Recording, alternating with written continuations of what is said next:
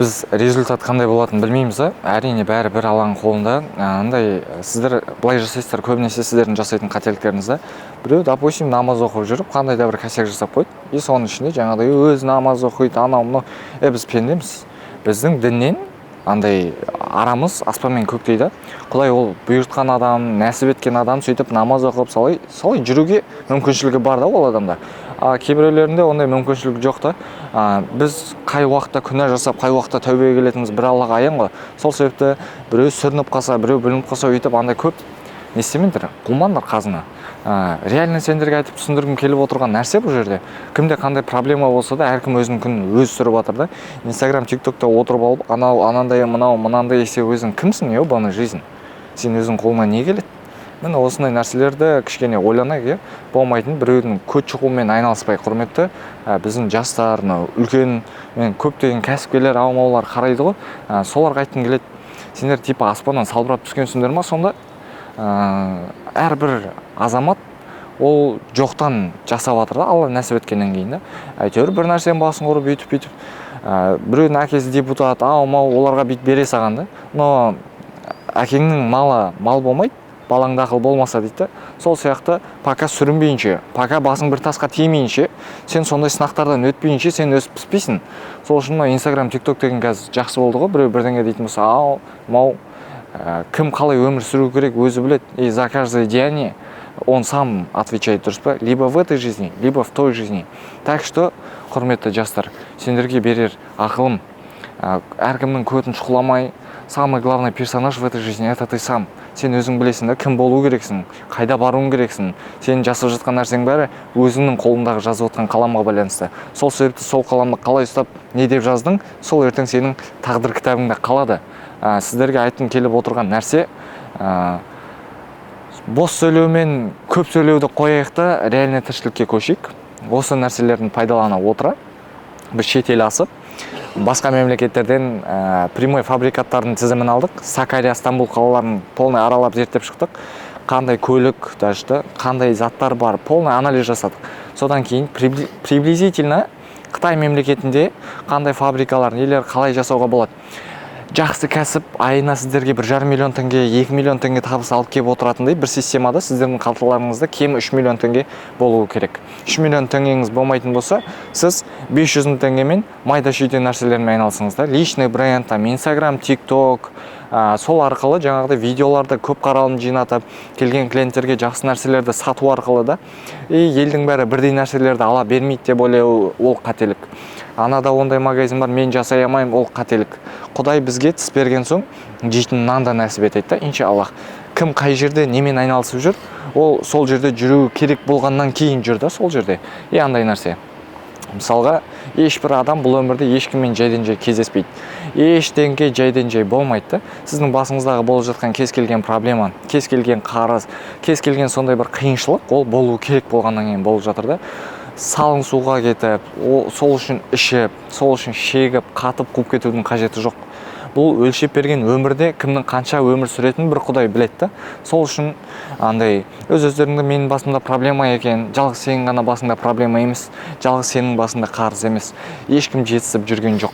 И кім қандай нәрсені мақсат етіп қояды, кім қандай нәрсеге қол жеткізгісі келеді, сол ең алдымен өзінің мақсат қою барысында мақсатының алдына өлім деп жазып қойсын.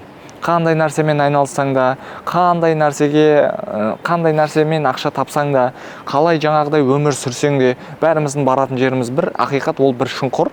Сол шұңқырға бәріміз түсеміз. Сол жерде сен сол бүкіл қойған арман мақсаттарыңа сұралатынды ұмытпа. Көп ұзақ уақытқа арман мақсат, 10 жылға қою деген нәрсенің бәрін ұмытыңдар. Ол қате. Біз өзіміз армандап отырған болашақта бармыз ба, жоқпыз ба, бір Аллаға аян. Біздің айтып отқан нәрселеріміз дұрыс болып, жасап жүрген нәрселеріміз дұрыс емес болуы мүмкін. Сол себепті өздеріңізге керек нәрселерді ғана арасынан алуларыңызды сұраймын, құрметті бауырлар. Енді кезекте біздің YouTube платформаның ішінде мен с нуля қалай Instagram, TikTok арқылы өзімнің брендімді қалыптастырып, сол брендке қалай клиент жинаймын, сол өзімнің келген клиенттеріме қалай тауарды сатамын, қанша табыс табамын, соның бәрін жай пример ретінде бір-ақ рет көрсетемін. Одан кейін біз бұйырса тишинаға кетеміз. Не себепті екенін түсіндіріп берейін. қатарының алды болма дейді, көз боласың, арты болма сөз боласың, ортасында ойнап күліп жүре бер дейді ғой. Біз өзімізге керек жағдайды Алланың қалауымен жасадық, өзімізге керек тиесілі нәрселердің бәрін алдық. Андай, сен қанша асықсаң да, сен қанша асықпасаң да, маңдайыңа жазылған нәрсе бәрібір сенің аузыңа келіп түседі. Сол себепті анада андай бар екен, мынауда мынандай бар екен деген көре алмаушылық сезімін алып тастаңыздар. Жігіттің тағына таласқанмен бағына таласа алмайсың дейді бұл өмірде. Сол себепті сіздердің бақтарыңызға не жазылып қойған екен, ол тек бір Аллаға аян. Бірақ мынандай да нәрсе бар, сіздерге бұны қысқаша түсіндіріп кетейін. Аллах тағала бізге ғұмыр берді да, сол ғұмырда тағдырға біз бақытты немесе бақытсыз деп жазылғанбыз. Сол бақытты дегеннің ішінде Аллах тағала бізді жәннаттық деген несі ғой енді. Ал бақытсыз деген ол тозақтық деп белгіленіп қойғанда, уже кімнің қайда баратыны айдан анық бұрыннан. Бірақ Құдай тағала бізге қол берді да, бізге ми берді ойлансын, көз берді, мен жаратқан нығметтерімді көрсін деп тіл берді да, сұрау үшін. Сен осы тіліңді, көзіңді, қолыңды, аяғыңды қайда пайдаланып жүрсің? Сенің аяғың сені қайда апарып жүр? Сенің аузыңнан қандай сөздер шығып жатыр? Өлмейтіндей өмір сүріп жүрген шығарсың мүмкін. Тәубеңе келіп, Құдай тағала нәсіп етіп тұрған кезінде сіздер сол дұға тілеп қалуға көп асығыңыздар. Сосын мынандай нәрсе бар. Егер де Алла тағала біреуге қандай да бір дұға тілеуге мүмкіншілік берсе, онда біліңіз, Алла тағала сол дұғаңызды қабыл еткісі келгеннен кейін сізге сондай дұғаны тілетіп отыр. Сосын біздің мынандай да бір қателіктеріміз бар. Біз, адам саны өте көп болады. Мысалға, біреудің жауапкершілігі жоғары, біреудің жауапкершілігі төмен. Біз бір группаға 100 адам жинаймыз. Сол 100 адамның ішінде бір қарын майды, бір құмалақ шірітеді дейді. Оның ішінде 90-ы жаңағыдай результат көрсетуі мүмкін, жақсы табыс табуы мүмкін, но оның ішінде какой-то бір іріген ауыздан шіріген сөз шығады демекші, өзінің қолынан түк көрмеген соң, мынаны шалайық аяғынан, мынадан бірдеңе көріп қалайық. Ичо, кім-кімнен не көретінін уақыт келтіреді. Кімге не істесең сонымен сыналмай бұл өмірден өтпейсің дейді. Мен бір өзімді ақтап не істеп жатқан жоқпын. Менің сіздерден жасап жүрген қателігім өте көп. Соны білем. Сол себепті андай болайық. Сүрінгенмен бүлінгенде сөз өтпе, сен де тұрсың, мен де тұрмын кезекте демекші. Бір-біріміздің көтімізді шықмай, наоборот, бір-бірімізге көмек беріп, өсіп, өніп, жақсы бір орындарда отыратындай үлкен азамат тұлға болып қалыптасайық. Мен әскери службада болған адам, 4 жыл қатарынан, қандай службада екенін айтпай қояйын. 16 жастан 18 жасқа дейін мен жаңағыдай военный школада болғам, Арвыши, қазіргі Жас ұлан әскери мектебінде сондай әскери тәртіппен өскенбіз. Одан алдын спорт школада болғанбыз, 11 жыл бойы, Таразда, кім біледі, 6 спорт школада, 30 жылдықта болғанбыз сосын. Бізде былай физически мықты адам, өзіне андай хоч не хоч жасататын дүниеден өткен адам, ол по-любому білетті. Мен қазір либо осыны жасап барып дем алам, либо по-любому бұны жасап барып дем алам. Осындай қағида болу керек қой біздің өмірімізде. Сен хоч не хоч сол нәрсені жасауың керексің. Неге?